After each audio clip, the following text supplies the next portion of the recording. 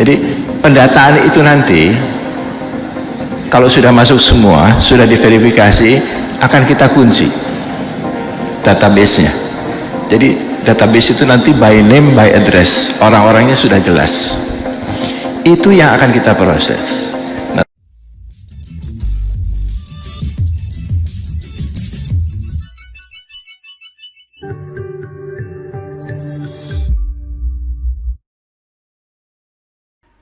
Bismillahirrahmanirrahim. Assalamualaikum warahmatullahi wabarakatuh. Halo rekan-rekan semua, kembali lagi dengan channel Sanogi.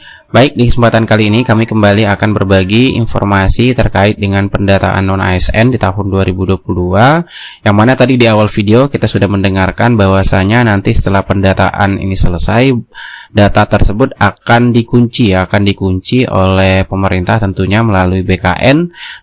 Database tersebut akan dikunci by name dan juga by address, dan tentunya nanti akan ada tindak lanjut penyelesaian permasalahan tenaga honorer di lingkungan pemerintah daerah. Nah, untuk lebih jelasnya Bapak Ibu, sama-sama kembali kita mendengarkan penjelasan dari Kepala BKN pada saat rakor dengan Apkasi tentunya membahas untuk penyelesaian permasalahan tenaga honorer di lingkungan pemerintah daerah Bapak Ibu. Dan kami ingatkan juga bagi rekan-rekan yang masuk dalam kriteria pendataan, jangan lupa untuk melakukan pembuatan akun dan untuk mengkonfirmasi bahwasanya Bapak Ibu itu masuk ke dalam database nantinya. Oke, sama-sama kita mendengarkan penjelasan kembali dari Kepala BKN terkait dengan tindak lanjut penyelesaian permasalahan tenaga honorer di lingkungan pemerintah daerah. Oke, silakan disimak Bapak Ibu. Ini ceritanya mulai sejak tahun 2005. Waktu itu ada penerimaan tenaga honorer K1. K1 itu definisinya adalah tenaga honorer yang bekerja di pemerintahan dan gajinya, honornya dibayarkan oleh APBN atau APBD. Jumlahnya besar waktu itu. Jumlahnya ada 920.000 lebih. Kemudian dilakukan verifikasi dan validasi. Mereka kemudian diangkat tanpa tes karena memang sudah bekerja dan dibayarkan melalui APBN dan APBD.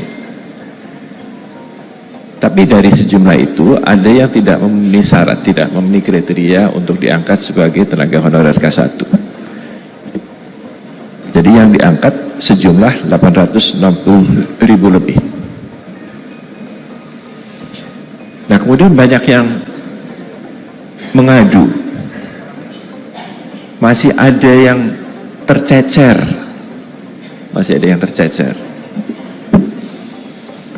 sehingga kemudian pemerintah melakukan pendataan ulang.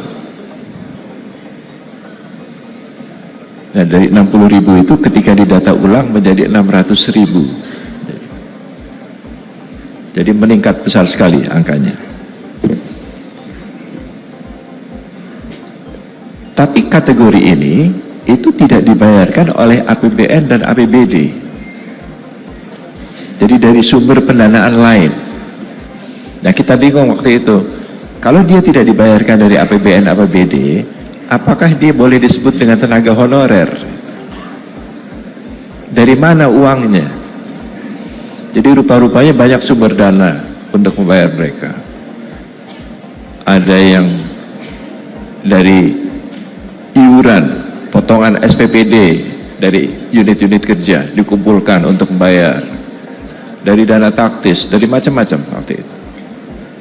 Itu jumlahnya 600.000. Ada dari BOS juga kemudian pada saat-saat terakhir juga masuk. Itu kemudian dites yang sudah diceritakan Pak Menteri tadi. Dites dengan passing grade.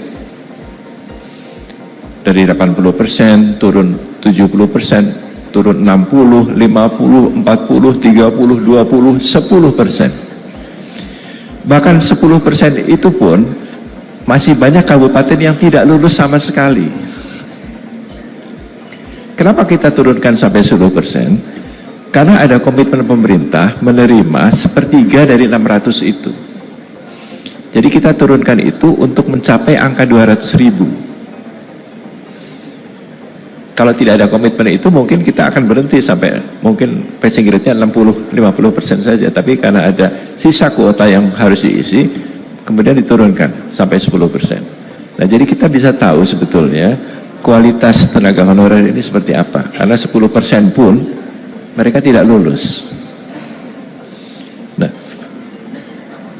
ada 1 juta orang lebih yang diterima sebagai tenaga honorer. Berikutnya, dari 438 itu, kemudian karena ada yang banyak yang meninggal, sudah jadi ASN, berhenti bekerja, masih ada sisa 410.000 orang tenaga honorer. Nah, yang lulusan SMA ke bawah dari 410 orang itu, ada 250.000 lebih. Jadi tingkat pendidikan dari 410.000 orang itu, 250.000 diantaranya lulusan SMA ke bawah. Ini yang mereka bekerja sebagai tenaga administrasi, tenaga pendukungnya mungkin tidak 100% administrasi, ini tenaga-tenaga untuk disuruh-suruh saja gitu. Nah, dari yang sisa 410 itu dilakukan tes lagi berkali-kali sampai terakhir untuk formasi P3K guru tahun 2021. Jadi sudah ada 1,4 juta orang tenaga honorer yang diterima sebagai ASN. Dari 4,3 juta total ASN kita, 1,4 berasal dari tenaga honorer. Berikutnya. Nah, kami membagi 2 tenaga honorer ini. Ada kelompok 1 dan kelompok 2. Kelompok 1 ini adalah tenaga honorer yang sudah ikut tes, sudah lulus, ada formasinya, tetapi tidak pernah diusulkan atau belum diangkat sebagai ASN. Ini banyak, Pak. Ada untuk sisa tenaga honorer K2 tahun 2013 saja yang belum diangkat itu 12.735 orang. Untuk P3K yang tahun 2019 yang belum diangkat 1.150 orang, 60 orang. Untuk P3K tahun 2020 yang belum diangkat 8.496 orang. Ini mereka sudah lulus, ada formasinya, tapi tidak diangkat, belum diangkat sebagai ASN. Itu kelompok pertama. Yang kelompok kedua adalah yang pendataan sekarang ini, ditambah dengan tenaga honorer K2 sisa yang masih ada. Jadi tenaga honorer K2 yang masih ada dalam database PKN 366.220 orang. Yang masuk dalam data yang sekarang kami terima ini dari 366.000 itu hanya diusulkan 74.832 orang. Jadi ada selisih banyak. Mungkin mereka tidak ada lagi di sana, atau mungkin sudah meninggal, atau sudah jadi ASN. Itu mungkin perlu diverifikasi lagi. Seberapa besar sebetulnya sisa tenaga honorer K2 yang ada dalam database yang masih bekerja di masing-masing kabupaten. Karena yang diusulkan hanya 74. Nah, sisanya ini adalah sisa yang 963, itu yang disampaikan Pak Menteri tadi. Karena kalau kita menghitung unit kerja dengan kebutuhan itu kira-kira 400.000, 500.000. Tapi ini yang didaftarkan 963.699. Nah, yang membuat kami agak galau itu sebetulnya tadi malam juga sudah kami sampaikan ke Pak Menteri, itu banyak aduan ke kami. Aduannya begini, kami sudah menjadi honorer 3, 4, 5 tahun, Pak, tapi tidak didaftarkan. Yang didaftarkan adalah orang-orang baru entah dari mana. Jadi yang sudah ada tidak didaftarkan, yang baru-baru masuk ke dalam database. Kemudian ada juga yang satu unit kerja. Satu unit kerja itu kira-kira kalau kita hitung maksimal 50 orang. ASN dan honorernya. Tetapi honorer yang diusulkan hampir 160 orang. Jadi ini agak tidak masuk akal angka ini. Itu banyak yang seperti itu, Pak. Banyak yang seperti itu. Jadi Pak Menteri tadi sudah sampaikan, data-data ini akan kami kembalikan, kemudian diverifikasi lagi oleh Bapak Ibu, dan dikembalikan kepada kami dengan surat pernyataan tanggung jawab mutlak. Karena kami ingin data yang benar di sana. Nah, data-data itulah yang kami nanti akan proses untuk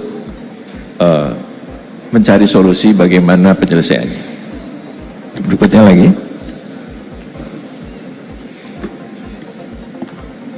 Slide berikutnya. Nah, ini data-data yang 1,1 juta tadi yang masuk ke kami sudah breakdown, tapi belum kami analisis secara mendalam karena data-datanya masih banyak yang janggal. Berikutnya lagi. Ini juga sudah disebutkan tadi. Dalam 3 tahun terakhir kita tidak menerima PNS karena konsentrasinya adalah untuk menyelesaikan masalah honorer. Tapi setiap tahun itu ada 1,23 juta anak yang lulus sarjana, fresh graduate. Mereka ini tidak bisa masuk ke pemerintahan karena terisi oleh tenaga honorer. Jadi semakin lama kita menunda mereka masuk, ini akan semakin banyak fresh graduate yang tidak bisa masuk. Padahal mereka anak-anak brilian. Mereka anak-anak brilian. Ini tadi Bu Prof. Nunu aja kaget, 274.000 ya Pak. Jadi kalau kita tidak menerima fresh graduate lulusan IKIP 4 tahun saja, itu jumlahnya sudah 1 juta lebih. Saya tidak tahu mereka akan bekerja di mana kalau mereka kemampuannya adalah seorang guru, karena guru-guru itu sudah penuh semua oleh tenaga honorer. Nah, ini yang mungkin kita perlu pikirkan, bagaimana menghentikan tenaga honorer ini ke depan, sehingga kita bisa memberikan suatu persaingan yang sehat antara tenaga-tenaga fresh ini, yang pasti akan jauh lebih brilian daripada honorer-honorer yang lama, untuk bisa ikut juga menyumbangkan dharma baktinya bagi kemajuan pendidikan di Indonesia. Saya kira itu yang dapat kami sampaikan. Nanti mungkin kalau ada pertanyaan kami akan mencoba menjawab. Terima kasih atas perhatiannya. Assalamualaikum warahmatullahi wabarakatuh. Sebetulnya ini kita punya masalah. Masalah utamanya adalah dalam mismatch. Mismatch itu ketidaksesuaian, ketidaksinkronan. Mismatchnya banyak. Yang pertama, distribusi. Jadi dari 4,3 ASN itu sebagian besar di Jawa. Di luar Jawa masih kekurangan. Itu mismatch yang pertama. Mismatch yang kedua, kompetensi yang dibutuhkan dengan yang tersedia ini jomplang. Kita butuhnya guru dengan kualifikasi yang baik untuk mendidik misalnya, tapi yang tersedia apalagi di Papua ini banyak yang SMA. Jadi kompetensi dengan yang tersedia itu tidak pas gitu ya. Itu juga PR yang tidak mudah. Mismatch yang lain adalah jabatan. Ada jabatan-jabatan yang dibutuhkan tapi tidak ada orangnya. Jabatan yang tidak dibutuhkan banyak sekali ASN. Jadi guru fisika, guru matematika, biologi, kimia itu kurang sekali. Kebetulan saya selalu mendapatkan tugas ke Papua, jadi saya spesialis Papua. Di Papua itu jangankan mencari guru matematika, guru yang S1 saja seperti tadi Pak Bupati Yapen sampaikan, itu juga tidak banyak gitu. Jadi banyak istilah kalau anak-anak di Jakarta, jeruk makan jeruk ya, guru SMA mengajar SMA gitu, atau guru SMA mengajar di SD SMP. Ini juga menjadi masalah.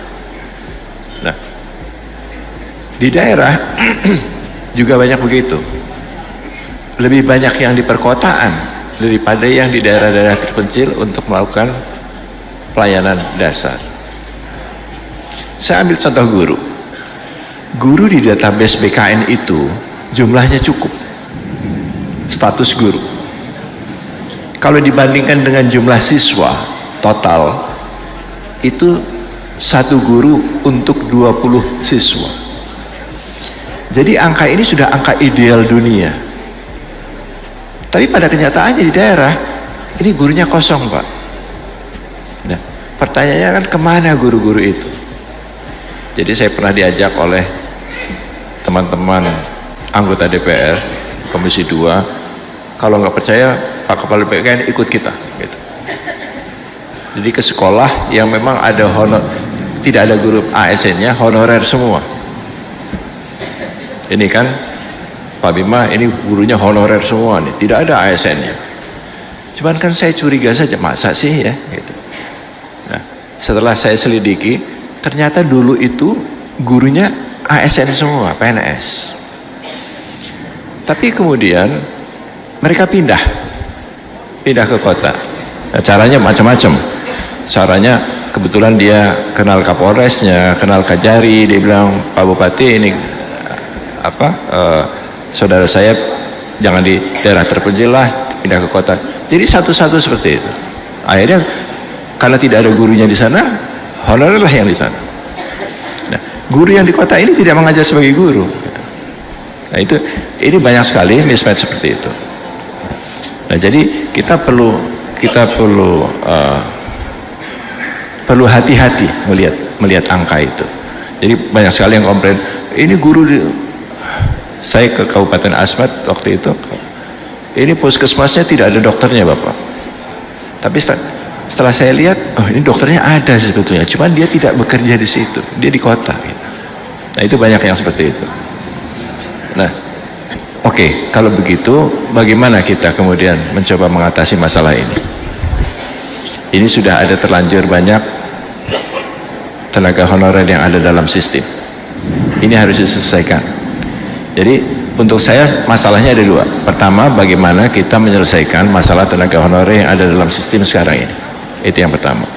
Yang kedua, bagaimana menghentikan rekrutmen honorer terus-menerus ini sehingga masalah ini tidak menjadi warisan lagi. Saya sangat sadar bahwa masalah tenaga honorer ini warisan dari pemimpin bupati sebelumnya. Tapi bisakah kita tidak mewariskan kemudian kepada bupati berikutnya, gitu. Selesai di sini. Nah, kita perlu mencari cara itu. Saya tidak berpotensi menjadi polisi di sini. Saya ingin justru kita mencari solusi bersama-sama, karena saya rasa BKN sendiri tidak akan bisa menyelesaikan masalah ini sendiri.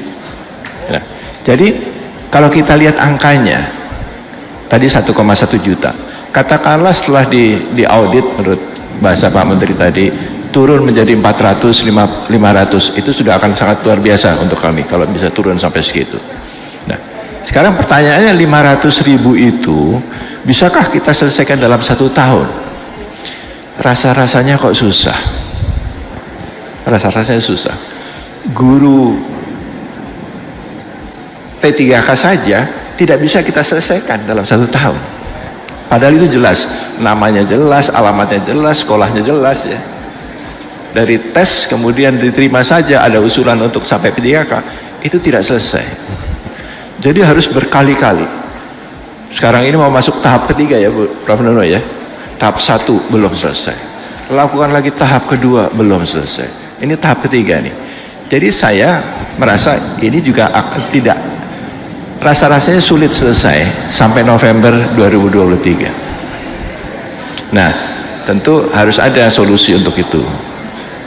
Saya tadi mendengar bahwa kita mungkin perlu melakukan ini secara bertahap, the layering ya. Bertahapnya mungkin bisa bertahap dari sisi profesinya, jabatannya. Ini guru selesaikan dulu, tenaga kesehatan, atau bertahap dari sisi jumlahnya. Itu juga bisa kita lakukan. Tapi tentu perlu ada upaya-upaya dari pemerintah bersama-sama nanti. Saya hanya bisa mengusulkan ke Pak Menpan, Pak Mendagri, gitu ya, Kementerian Keuangan. Ini bagaimana kalau kita selesaikan bertahap, jadi tidak berhenti sampai 2023. Tentu dengan ada roadmap. Kalau seperti itu, apa solusinya? Mungkin kita perlu penyesuaian dari regulasinya, karena kita tidak mungkin menabrak regulasi itu di PP soalnya. Jadi mungkin perlu ada upaya untuk melakukan penyesuaian di PP itu sehingga penyelesaiannya bisa bertahap. Nah, kemudian kami tidak pernah main pukul rata. Kami tahu setiap daerah berbeda, kompetensinya berbeda, permasalahannya berbeda. Jadi selalu untuk setiap pengambilan keputusan dalam rekrutmen itu juga sudah di-customize sebetulnya. Untuk daerah-daerah yang memang SDM-nya tidak terlalu kuat, itu walaupun passing grade-nya sama, tapi tingkat kesulitan soalnya berbeda jauh. Gitu. Jadi kami punya kalau tes itu ada tingkat kesulitan yang tinggi, sedang, dan rendah. Nah, kita bermain di situ. Jadi untuk daerah-daerah terpencil itu kita bermain pada soal-soal rendah. Soal-soal rendah itu 75% pasti bisa. Soal-soal sedang itu 50%. Yang soal-soal sulit itu 25% yang bisa. Jadi selalu ada diskresi seperti itu. Selalu ada diskresi seperti itu. Untuk Papua juga banyak diskresinya. Jadi selama ini kalau tidak ditemukan guru yang memenuhi persyaratan di Papua itu, kami memperbolehkan yang SMA juga mengajar. Tetapi daerah punya kewajiban untuk meningkatkan kemampuan guru-guru itu, entah disekolahkan, entah diberi beasiswa, supaya mereka kemudian bisa menjadi S1 sehingga memenuhi persyaratan perundang-undangan. Itu kalau guru harus S1, itu juga kita berikan. Nah, memang yang sulit adalah bagaimana menarik minat, kekosongan dari guru-guru yang tidak ada. Mencari guru matematika, fisika, biologi di Papua itu sulit sekali, Yang banyak dengan latar belakang agama, teologi. Nah, masa guru teologi kita jadikan guru fisika, matematika, biologi kan agak susah. Nah, ini tentu perlu diskusi yang panjang nanti dengan Prof. Nuno, ini gimana caranya untuk memenuhi kebutuhan guru seperti itu. Kemudian saya kira kita memang perlu sistem yang mengunci tadi. Jadi pendataan itu nanti kalau sudah masuk semua, sudah diverifikasi, akan kita kunci database-nya. Jadi database itu nanti by name, by address, orang-orangnya sudah jelas. Itu yang akan kita proses. Nah, tadi saya sudah berdiskusi dengan Pak CK dari Kemdagri. Ini mungkin perlu dikunci sistemnya nih. Jadi misalnya kalau sudah ada roadmap menyelesaikan database yang akan masuk ini, katakanlah ini diselesaikan dalam waktu 3-4 tahun gitu ya, tidak boleh ada tambahan lagi. Jadi keuangan negara, baik itu dari APBN dan APBD, perlu dikunci untuk tidak boleh membayar rekrutmen baru. Itu nanti APBD-nya akan diperiksa oleh teman-teman Kemdagri, teman-teman keuangan daerah. Nah, ini tentu akan ada masalah kalau misalnya itu disalahgunakan. Nah, kalau disalahgunakan itu nanti akan ada unsur kerugian negara. Kalau memang sudah dilarang tapi masih dilakukan. Nah, kemudian seleksi, iya, kita karena dari regulasi kita perlu melakukan seleksi. Seleksi ini kita perlukan untuk mendapatkan yang terbaik dari yang ada. Karena banyak sekali tadi satu formasi isinya diisi oleh beberapa orang tenaga honorer. Banyak contoh. Di sekolah itu katakanlah ada dana BOS untuk 1 orang guru. Tapi kemudian kepala sekolahnya bilang, ini saya punya 1 slot untuk merekrut guru. Tapi Anda ada bertiga. Mau nggak nih 1 orang guru, 1 slot guru ini dibagi bertiga uangnya? Dan mereka bersedia. Jadi mereka terimanya 600-700an gitu ya, 1 orang dibagi 3, dari 2,1 juta itu dibagi 3. Nah ini kan kalau formasi ini dibuka hanya akan ada 1, tapi orangnya 3. Nah orang 3 ini perlu dilakukan seleksi untuk mencari yang terbaik di antara mereka. Nah bagaimana yang 2 orang tadi, nah itu yang kemudian kita harus punya juga exit strategi untuk bagaimana yang tidak tertampung dalam proses seleksi tersebut. Yang terakhir mungkin untuk penggajian. Ini kan banyak aturan yang membatasi gitu ya. Banyak aturan yang membatasi. Kami mengusulkan kepada Kementerian Keuangan melalui Pak Menpan untuk ada alokasi ASN pada tahun ini ya. Itu 350-an guru kira-kira, kemudian 91.000 untuk tenaga kesehatan, dan yang sisanya 42.000 untuk umum. Nah, saya kira yang untuk umum ini Pak Aba, kita tidak akan bisa melakukan dengan seleksi terbuka untuk umum, karena waktunya sangat terbatas. Jadi kalaupun kita ingin melakukan, itu seleksi administrasinya saja dulu untuk tahun ini. Untuk seleksi tesnya mungkin kita bisa lakukan tahun depan, karena kalau kita lakukan pada tahun ini tidak akan selesai. Ini ada pertanggungjawaban keuangan kalau kita memaksa seperti itu. Jadi kita akan berusaha melakukan seleksi pada tahun ini untuk yang tertutup, guru P3K tahap ketiga itu, dan tenaga kesehatan, karena itu sudah by name by address. Nah hanya saja yang untuk tenaga kesehatan itu kan ada 91.000 ya, 91.000. Sebetulnya menurut honorer kesehatan itu jumlahnya yang terdata sekarang 255.000 ya, 255.000. Hitungan Kementerian Kesehatan sebetulnya hanya dibutuhkan 53.000 untuk esensial, minimum esensial services ya, 53.000. Jadi ada kelebihan sebetulnya 200.000. Nah tahun ini dialokasikan 92.000. Tapi yang esensial itu hanya diusulkan 23.000. Nah, akan lebih baik menurut kami kalau 53.000-nya bisa masuk tahun ini. Sehingga sisanya adalah yang tambahan-tambahan tadi.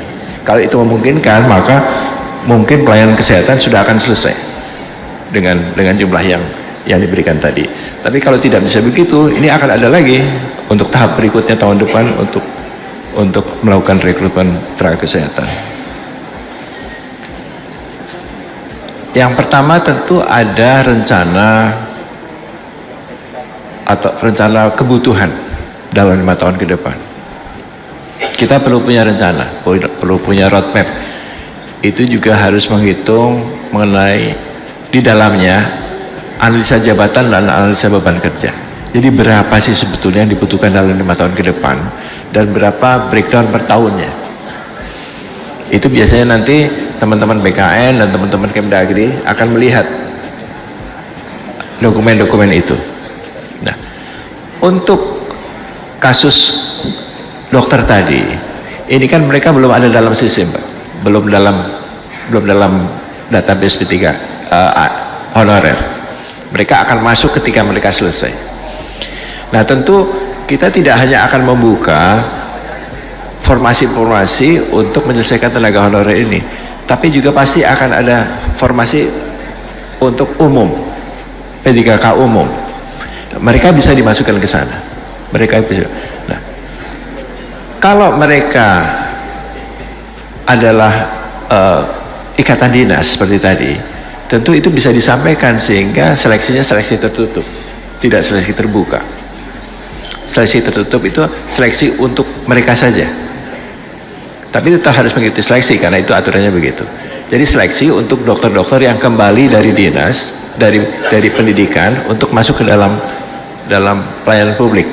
Itu bisa dilakukan begitu. Jadi ada cara untuk begitu. Tidak akan menutup teman-teman yang sudah disekolahkan untuk menjadi pelayan publik di puskesmas. Jadi itu bisa dilakukan seperti itu. Itu salah satu cara untuk bisa menampung mereka. Karena memang banyak sekali. Kalau tidak salah di Aceh itu juga banyak sekali yang menyekolahkan dari SMA untuk menjadi dokter. Itu saya tidak tahu apakah sudah terdata, tapi itu banyak yang seperti itu. Mungkin itu perlu juga didata teman-teman Kemenkes, sehingga kami juga punya data berapa jumlah dokter yang disekolahkan dengan ikatan dinas untuk bisa melayani puskesmas dan rumah sakit di daerah terpencil. Kalau itu ada datanya dari awal, ini akan lebih mudah bagi kami untuk menyusun rencana ke depan. Saya kira itu. Ya, terima kasih atas perhatian. Kalau kita mengangkat tenaga honorer itu dari dana-dana APBN atau APBD, maka pasti ada kontraknya, ada SK-nya. Karena untuk mengeluarkan uang itu perlu ada keputusan. Itu tidak masalah. Itu tidak masalah. Itu sudah tercatat semua gitu. Dan dibayarkan pasti sesuai dengan standar biaya umum SBU-nya. Nah, masalahnya kebanyakan dari tenaga honorer itu tidak dibayarkan dari pos itu. Dia dibayarkan dari lain-lain. Bisa dari anggaran belanja barang gitu ya, outsourcing, atau bahkan banyak sekali dari anggaran-anggaran dana taktis OPD, potongan SPPD, iuran staf di unit kerja. Itu banyak sekali yang seperti itu. Ini yang tidak terdata. Jadi kalau dibayarkan dari uang sumber dana itu pasti tidak ada SK-nya. Pasti tidak ada SK-nya itu. Karena tidak ada yang berani memberikan SK gitu. SK-nya SK, ya SK masing-masing. Itu pun juga tidak ada SK dinasnya ketika diminta mana ada slip pembayaran gaji, tidak ada, semuanya informal semua gitu. Nah, ini yang ingin kita benahi. Kenapa? Karena mereka membentuk forum asosiasi tenaga honorer dan banyak event organizer-nya. Jadi event organizer ini muncul setiap menjelang pemilu. Berbondong-bondong datang ke DPR, ke Menpan, ke Kemdagri, ke BKN. Kami sudah honorer 10 tahun, Pak. Kenapa tidak ada perhatian pemerintah? Nah, ini menjadi masalah. Berbelas-belas tahun. Karena saya sudah menangani tenaga honorer ini sejak tahun 2005. Selalu begitu berulang. Berulang seperti itu. Jadi kita coba selesaikan 2005, ada lagi. Selesaikan 2009, ada lagi. Selesaikan 2014, ada lagi. Selesaikan 2019, ada lagi. Terus menerus. Dan selalu janjinya ini yang terakhir. Nanti 2009 ini yang terakhir, ini yang terakhir. Terus begitu. Nah, kita ingin oke lah, coba bisa tidak kita selesaikan ini selesai di 2024 ini. Nah, tentu ini perlu kesepakatan bersama, perlu kerjasama bersama. Ya, saya setuju tadi Bupati Bandung mengatakan ini masing-masing daerah perlu punya roadmap. Itu yang kami ingin sebetulnya. Roadmap berapa sih kebutuhannya? Ini kebutuhan ya, bukan keinginan. Karena kebutuhan dan keinginan itu berbeda. Kebutuhan itu ya sesuai dengan analisa beban kerjanya berapa. Gitu. Kalau keinginan bisa lebih dari itu. Karena kalau lihat data-data dari Kemkes saja ya, ABK-nya itu harusnya 500, tapi usulannya 1.000 gitu. Jadi 2 kali lipat selalu. Nah, ini yang mungkin kita perlu sepakati dulu. Jadi membuat roadmap, termasuk juga roadmap kalau ada beasiswa dari pemerintah daerah kepada masyarakat untuk pendidikan lanjut. Kita punya yang dari Papua, Provinsi Papua, ya Pak Aba ya, Provinsi Papua kita minta. Itu ada, karena mereka lulus sekolahnya di luar negeri semua. Jadi kalau mereka kembali nanti tidak ada pekerjaannya, lebih repot lagi. Jadi data-data itu sudah ada pada kami, sehingga ketika mengalokasikan farmasi itu sudah dengan menghitung mereka ketika kembali ke Indonesia. Ini dokter dan lain-lain bisa dilakukan seperti itu.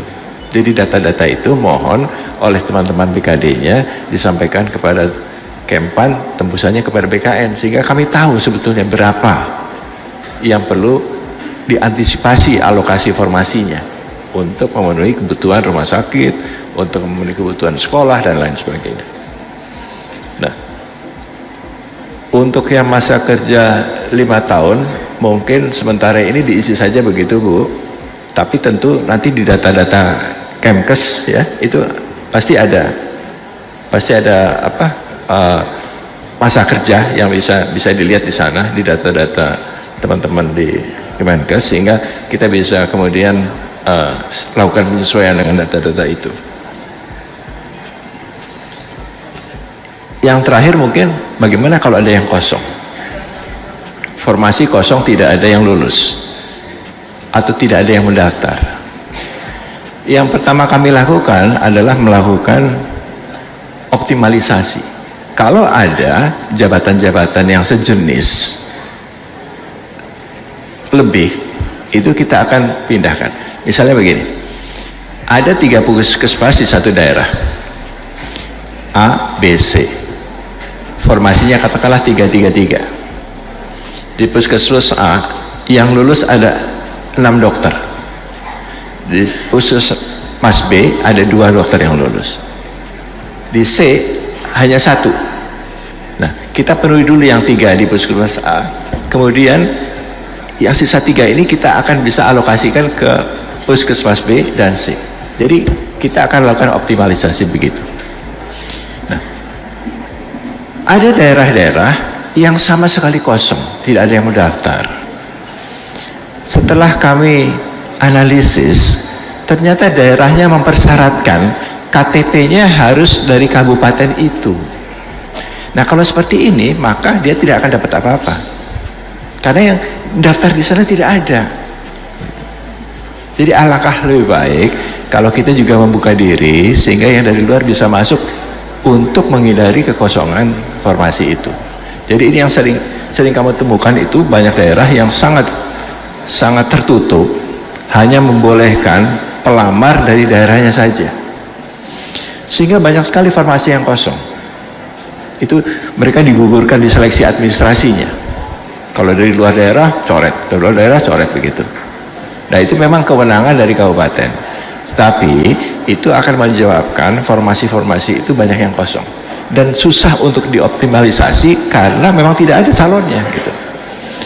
Kalau dioptimalisasi dari luar daerah, maka kemudian pertama yang dari luar daerah itu belum tentu mau.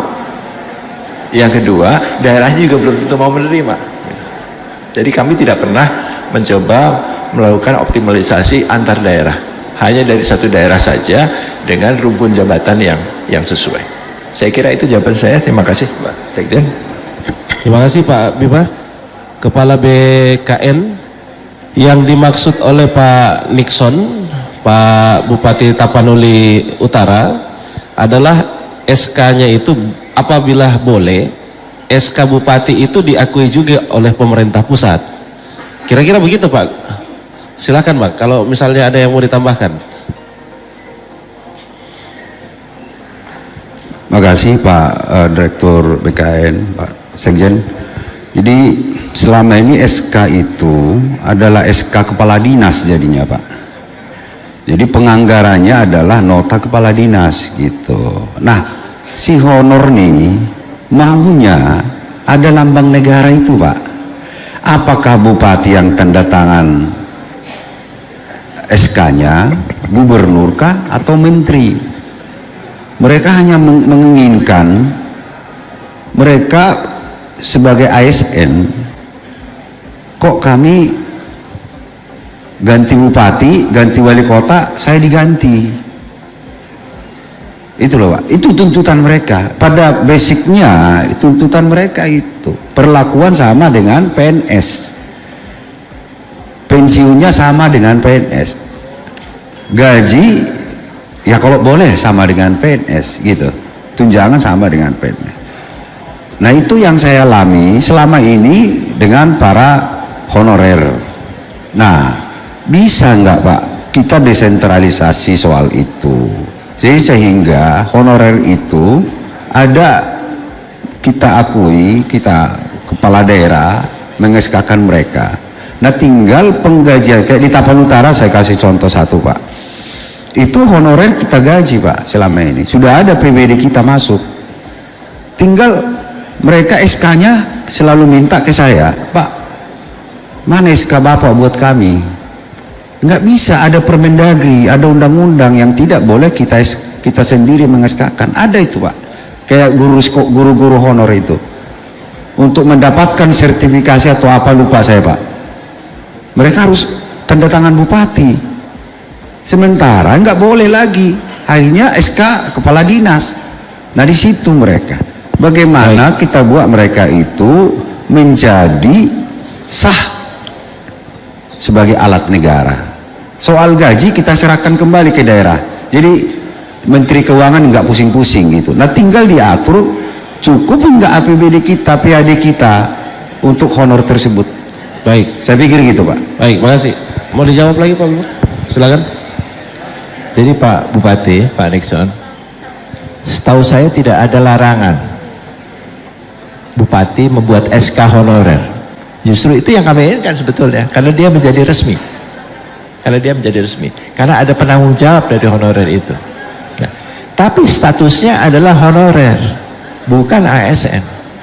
Karena untuk memenuhi status ASN, dia perlu melewati tahapan-tahapan tertentu yang diatur dalam undang-undang. Gitu.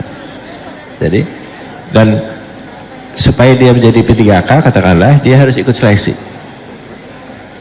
Dia juga ada jabatannya, karena jabatan-jabatan administrasi yang bersifat supporting itu tidak ada jabatan fungsionalnya. Itu yang biasanya kemudian dilarikan kepada outsourcing, gitu ya, outsourcing seperti itu. Nah ini yang mungkin perlu dipahami, bahwa kalau SK itu honorer, kami justru mengharapkan SK-nya SK Bupati supaya jelas, tidak dari SK kepala sekolah, dari puskesmas, dari dinas-dinas, bahkan UPT pun membuat rekrutmen honorer sendiri-sendiri. Ini yang tidak terkontrol, tidak ada datanya. Nah kalau SK-nya Bupati pasti akan jadi satu gitu ya. Nah, banyak sekali sekda yang sering curhat ke saya bahwa dia tidak tahu jumlah honorer di daerahnya, karena masing-masing OPD, masing-masing sekolah, masing-masing UPT merekrut sendiri-sendiri. Itu yang ingin kita perbaiki sistemnya sebetulnya. Kita ingin satu pintu saja. Makanya tadi Pak Menpan sampaikan ini perlu ada audit. Yang menandatangani nanti adalah sekda dan bupati. Supaya kita jelas ini jumlahnya. Nah, saya kira itu Pak. Terima kasih. Baik, terima kasih Pak Bima.